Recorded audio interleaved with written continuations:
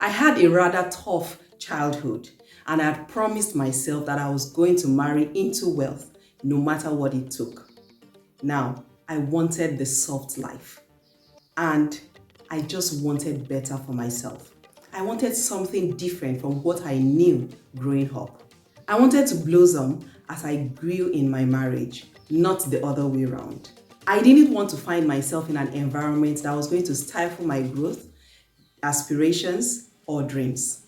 Towards the end of my time at the university as an undergrad, I had quite a number of suitors, and many of them used to say, "Oh, I was a fine girl," even though I didn't really believe that I was that pretty back then. Interestingly, I had quite a number of female friends who made jokes about wanting to marry me for their brothers. They said that I was a good girl. Well, for that, I believed. And that they just wanted me in their families. And we would laugh about their proposals. I left the university after graduation for my 1-year youth service program. I found myself in Akwa Ibom State, and I was posted to a high school to serve for 1 year. The principal in that particular school, I don't know what she saw in me, but shortly after I resumed in that place, insisted that she wanted me to marry her son.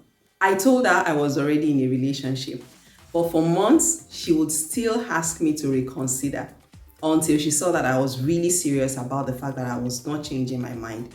And then she said she wished me well, even though she would have loved to have me as a daughter-in-law. Anyway, if you have watched my videos before now, or you are watching this right now, you would realize how passionate I am about getting it right when it comes to marriage. And I believe strongly in the fact that you have to get the foundation right. Because if the foundation is destroyed, what can the righteous do?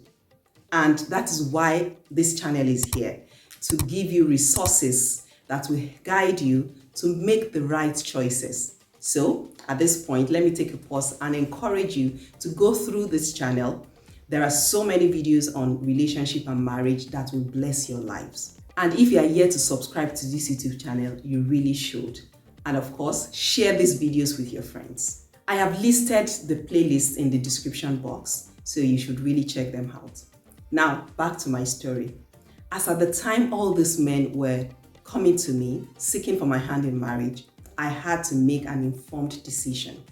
I knew that this was the first step towards my goal of having a happy and successful marriage and a happy life afterwards. I was very desperate to get it right. I was not ready to suffer.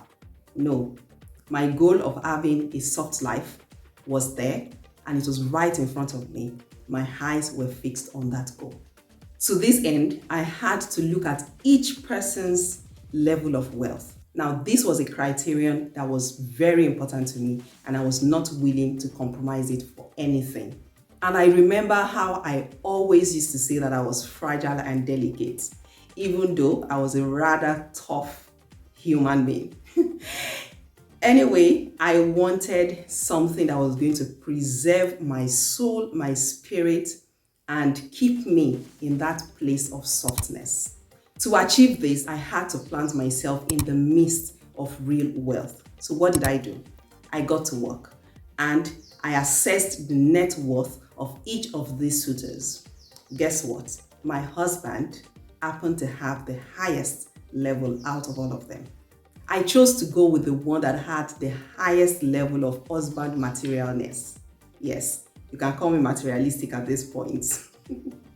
It would interest you to know that when it came to finances, he seemed to actually have had the least. But despite that, I followed him.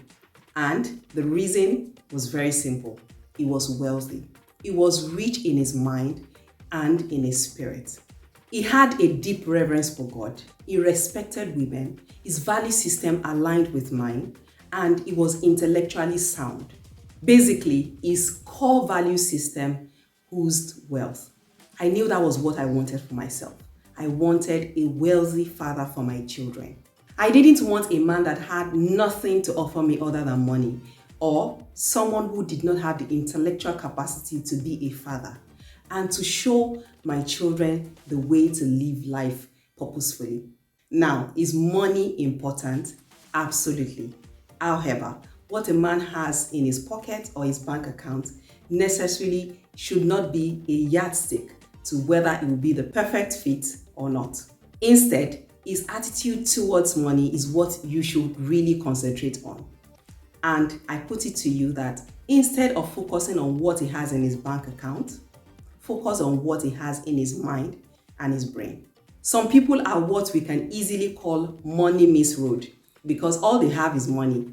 They are blank in their minds. They have nothing in their brains to offer.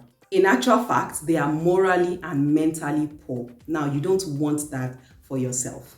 It's easy to say that you would rather cry in a Bentley, but I assure you that when that time comes and you actually start crying in the Bentley, you would understand that what you wished for yourself was actually unhealthy for your mind.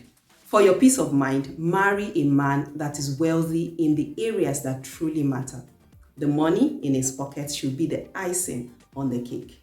And this goes both ways.